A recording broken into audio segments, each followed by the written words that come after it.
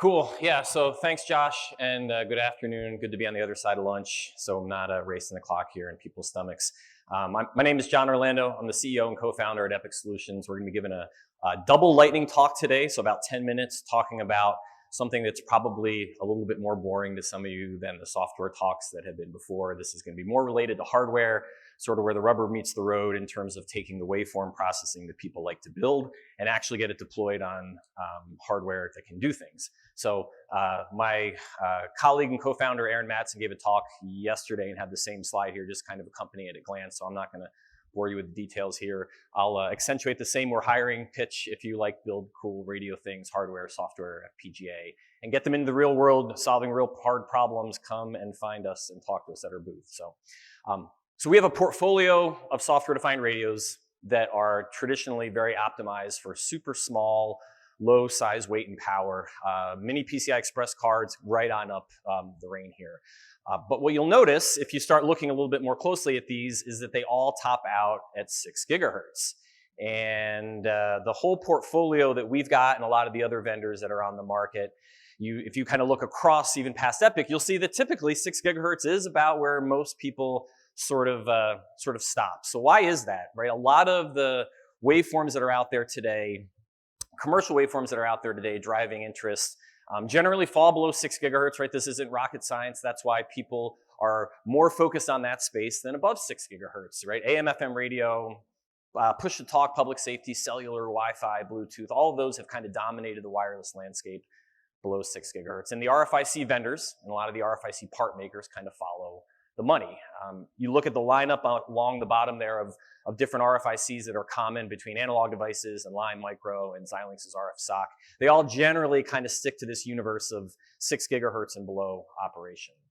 But the times are changing, and the needs for being able to support above 6 gigahertz are rapidly coming upon us here, thanks to a few commercial changes that have happened in the last year or so. I'll say specifically related to Wi-Fi 6E and kind of the upcoming changes related to Wi-Fi 7, as well as some of the 3GPP work that's happening to be able to further extend frequency bands. The talk yesterday on detecting 5G cells talked about millimeter wave, which is much, much higher in frequency, right? 24 to 52 gigahertz and soon to be 24 to 71 gigahertz. But there's a lot of interest, right, dipping right above 6 gigahertz here with Wi-Fi and LTE both, and 5G both supporting needs for bands that'll be dealing with the 6 gigahertz nominally to just north of 7 gigahertz in the near term. And this is in addition to the other signals that you would typically find in these ranges, right? If you go looking, parts of the X-band and KU band, right, normally reserved for satellite communications and radar systems and other things that kind of play up there more nominally. We're going to start to see a little bit more of a progression of vendors having to make hardware that can support these frequencies to make sure that we have solutions. And a lot of investment has happened to make SDRs that are working sub 6 gigahertz. So how do you think about keeping that investment without having to redo everything, right? The traditional approach here is basically to say, great, we've got our sub 6 gigahertz SDR. What if we just put a block RF converter sitting in front of it that basically takes those higher frequencies, whether it's 12 gigahertz, 18 gigahertz, whatever the case may be, down convert them in analog terms to something below 6 gigahertz. And then from the 6 gigahertz SDR perspective, it's just tuning to whatever that intermediate frequency happens to be, whether that's at 2 gigahertz or 3 gigahertz or 4 gigahertz. Same exact idea works on transmit. You can basically use your sub 6 gigahertz SDR and transmit at some frequency below sub 6 gigahertz at nominally an IF and use a final block conversion stage to be able to move that up to a higher frequency. So you get the best of both worlds here. You get to be able to continue using a lot of the hardware and software infrastructure that you had working with sub 6 gigahertz signals while still being able to have a bolt-on to be able to support frequencies above that. We're seeing this topology being deployed already by folks that need to be able to extend the frequency range of their hardware solution and give them coverage into these frequencies that they care about.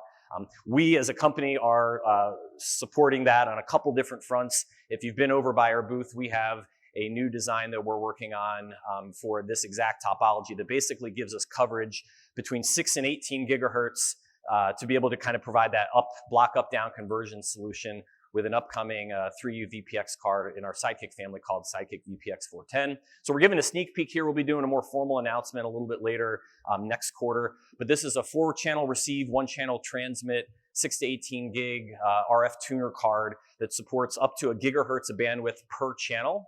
So customers that are interested in looking at these wider new Wi-Fi signals that are coming down the pike, or other signals that happen to be poking up around that are hundreds of megahertz wide between 6 and 18 gigahertz, this gives a very viable option for being able to get access to them in a reasonably near-term time frame. And it adds to the ability to do phase coherent or independently tunable receive across the receiver. So for people that like to do processing across phase coherent sets of channels, you have options for doing that on the receive side.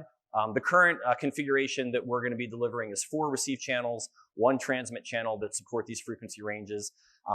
Options for kind of doing some mixing and matching there for customers that have interest to be able to get 2 receive, 2 transmit, or other combinations are certainly possible. This still follows the same low power philosophy that we've had from day one, and fairly significant integration onto a single card. We're looking at about a 20-watt power envelope for all 4 receivers and 1 transmitter, all 4 receive tuners and transmit tuners operating simultaneously. And it's really meant to kind of mate up with some of our existing sub 6 gig SDRs or other vendors sub 6 gigahertz SDRs. So architecture-wise, I mean, you can see the slides in the block diagram a little bit later, but we kind of gave a sense of what's there. We've got a Zinc UltraScale Plus sitting, kind of running the show, but to be clear here, there are no data converters on this card. This really is all about converting from the RF frequencies between 6 and 18 gig down to a low IF and back and forth there.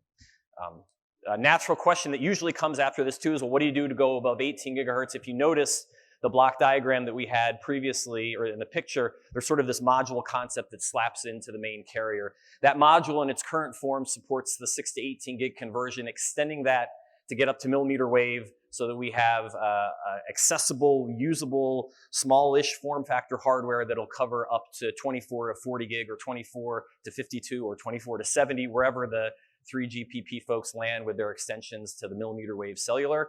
All this is kind of on the table. We've been doing a bunch of work in this space over the last few years on and off with a project called Daylight for being able to have a millimeter wave module that would bolt into the same topology. So kind of reusing a lot of the same core pieces, reusing the same sub 6 gigahertz SDR to be able to consume the signal and being able to transmit and receive it, but using this topology to kind of do that last step up to the higher frequencies that are necessary. And for what it's worth, connectors and cabling, there's a huge, from a hardware perspective, like this is where we envy the software people, because you don't ever have to worry about all the pain in the ass factors of what does a connector actually look like at 40 gigahertz.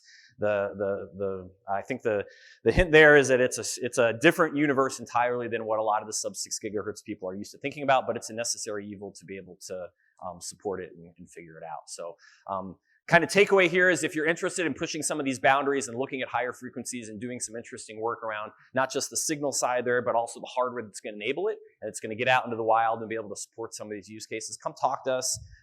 We're doing a lot of work across this entire domain of not just building the hardware, but bringing the software on top of it and getting solutions out there into the wild. And we'd love to be able to chat with you going forward. And that is my lightning talk. Thank you so much again for having us here at GRCon. And if there's any questions, I guess I could take them quickly, but I know there's a bunch of stuff teed up. Any questions for John? It's super exciting stuff. Cool. Awesome. Cool. All right. Thanks, John.